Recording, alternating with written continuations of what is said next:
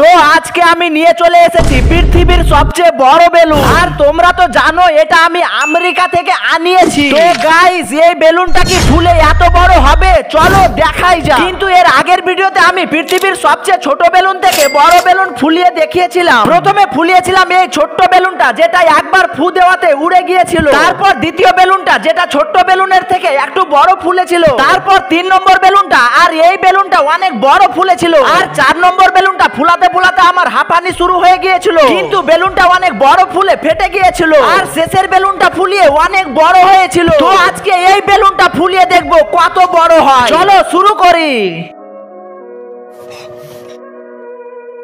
Guys, একটু ফুলিয়েই তো হাঁপিয়ে গেলাম। গাইস, আজকে মনে হয় আমার পুরো শ্বাস শেষ হয়ে যাবে, কিন্তু আমার যতই কষ্ট হোক আমি আজকে পুরোটা ফুলিয়েই দেখাবো যে কত বড় হয়। চলো গাইস, দেখো আমার মাথার থেকেও বড় হয়ে গিয়েছে। এটা এত বড় হয়েছে যে ফুলাতে ফুলাতে আমার মুখটাই ঢেকে যাচ্ছে। গাইস, দেখো কত বড় হলো, আমি পুরো ঢেকে গিয়েছি। গাইস, মনে হচ্ছে ফুলানোর মেশিনের দরকার, কারণ এটা মুখে ফুলানো অসম্ভব। কিন্তু তারপরেও আমি তোমাদেরকে মুখে ফুলিয়েই দেখাবো।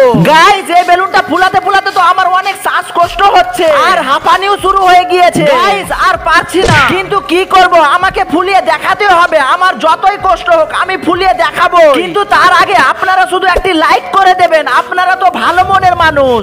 গাইস, দেখো এই বেলুনটা কত বড় ফুলেছে। মনে হয় এই বেলুনটা পুরো পৃথিবীকে ঢেকে দেবে। কিন্তু সেটা দেখার আগে চ্যানেলটি সাবস্ক্রাইব করে দাও। তোমাদের শুধু একটা বাটনই চাপতে হবে।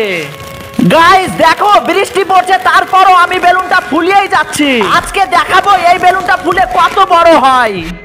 গাইস, ভাবতে পারছো যদি এই বেলুনটা বাস্ট হয়ে যায় তাহলে আমার কি অবস্থা হবে? কিন্তু কি করব গাইস, আমার যাই হয়ে যাক না কেন এই ভিডিওটা আমি তোমাদেরকে দেখিয়েই ছাড়বো। দেখো গাইস, এই বেলুনটা কত বড় হলো। গাইস, এই বেলুনটা ফুলাতে ফুলাতে আমার জীবনটাই শেষ।